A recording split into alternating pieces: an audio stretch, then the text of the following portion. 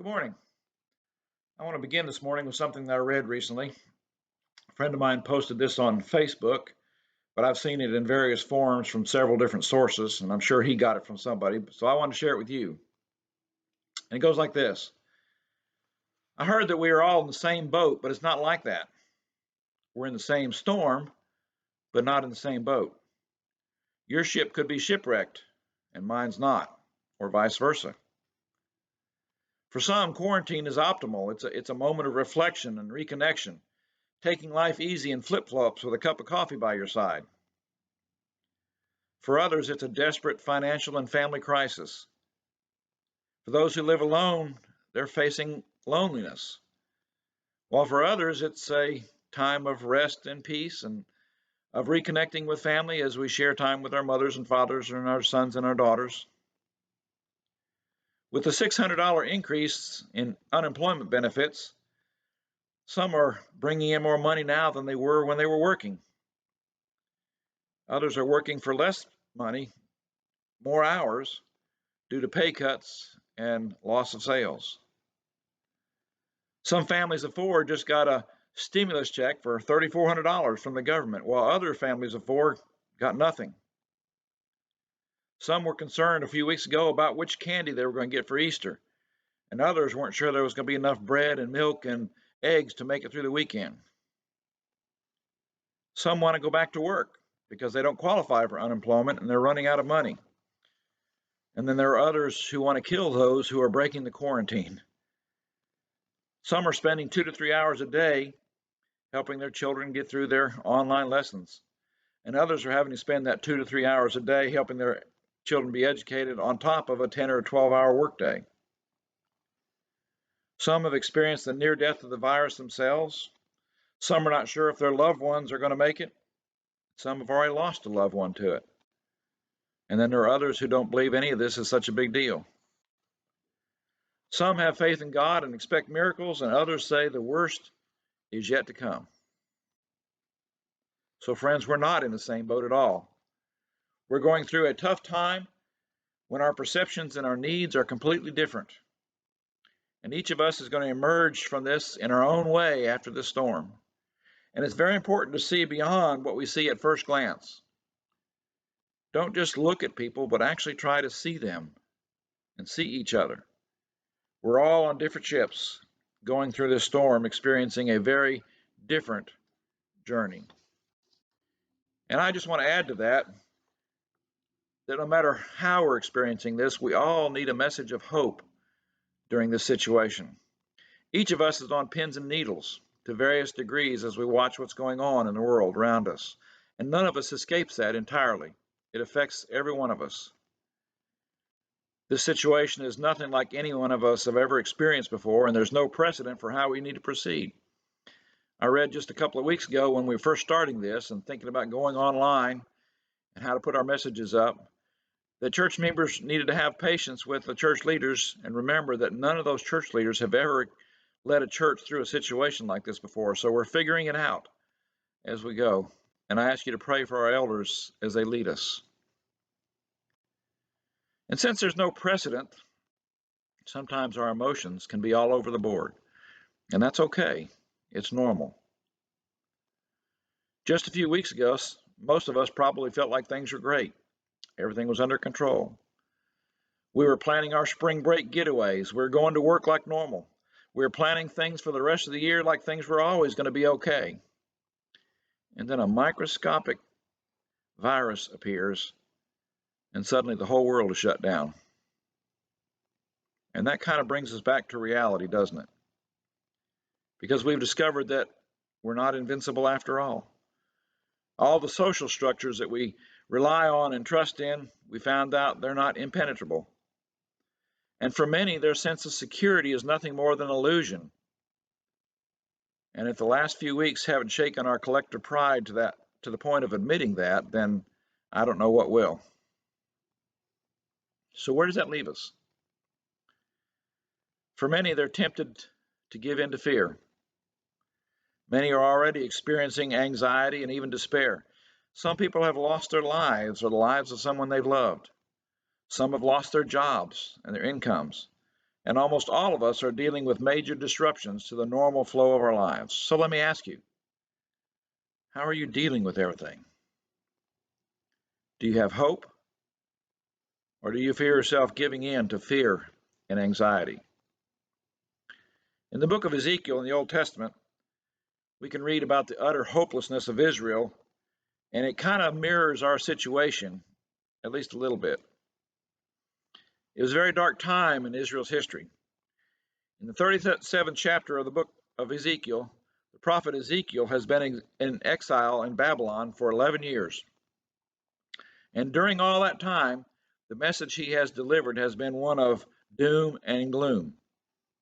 And then in 586 BC, the city of Jerusalem is destroyed. The temple is burned to the ground.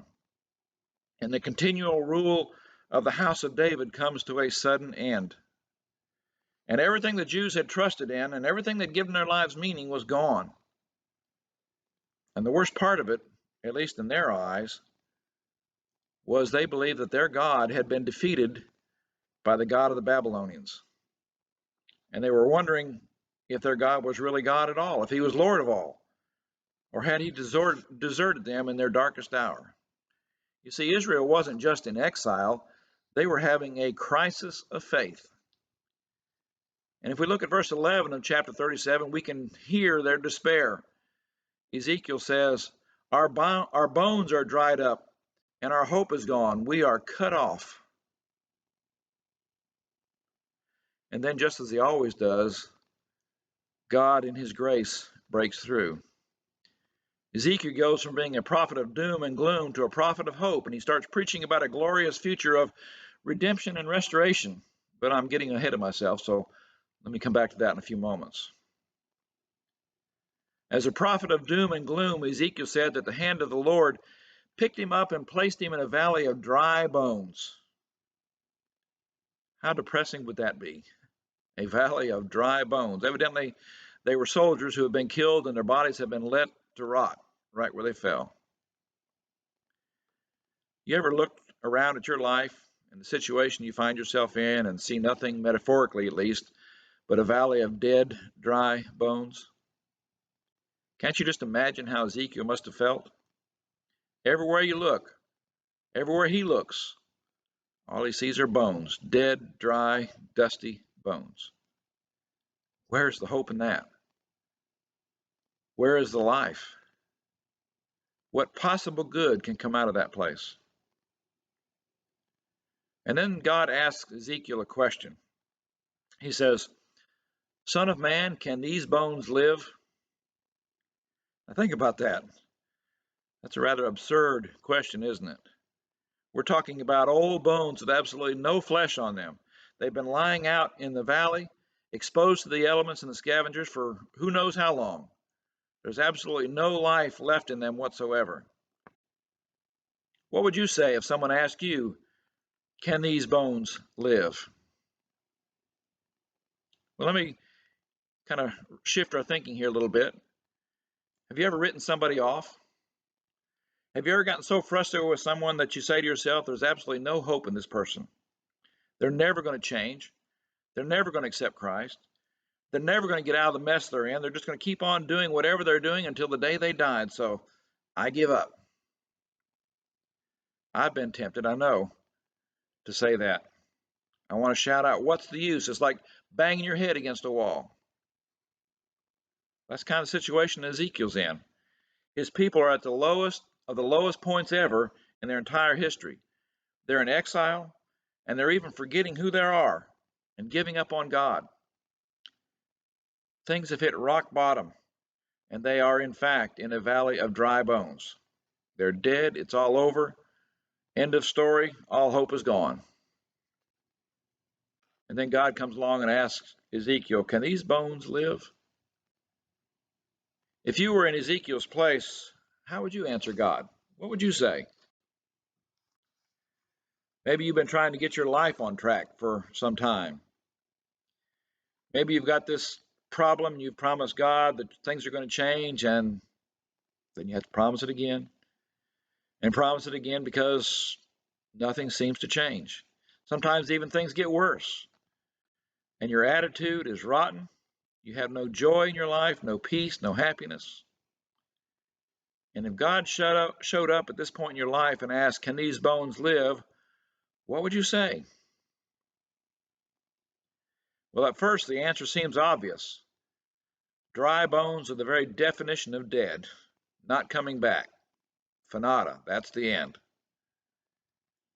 But Ezekiel chooses faith over despair, and he gives God really the only answer he can give him. He says, "Lord, you know." And his answer reminds us that life itself is utterly and totally reliant upon God.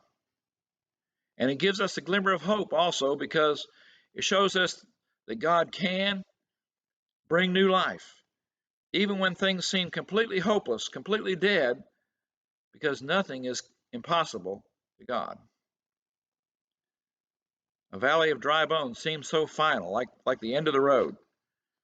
And it's hard, almost impossible even, to have hope in moments like that. If you've lost your job or your income in this current pandemic, you may be feeling like that. Or if you're supposed to be graduating from high school or college, and you're thinking about what your future holds, maybe even thinking about hunting for a job somewhere, and then you find out that hiring has been frozen because of this situation, you may be feeling like all hope is lost. But in Ezekiel, there's some of the first hints here of the first ultimate hope, some of the first hints of the resurrection that we find in the scriptures. God tells Ezekiel to prophesy and preach to these old dry bones. And as ridiculous as it sounds, Ezekiel did that. He got up there and he started preaching to this valley of dry bones. And as he does that, the bones start moving around and forming skeletons, and then the muscles and the sinews and the skin start covering up those old dry bones. But even bones with skin and muscle are still just dead bones. So God breathes his breath into them. And the word for breath here is the same word that's used back in Genesis when God had created Adam and Eve, and it says he breathed into them the breath of life. And it's the same word also that's used for the Holy Spirit, who comes and lives and brings new life to all who believe. And God said in Ezekiel 37, chapter 12, "I am going to open your graves and bring you up from them. I will put my spirit in you, and you will live."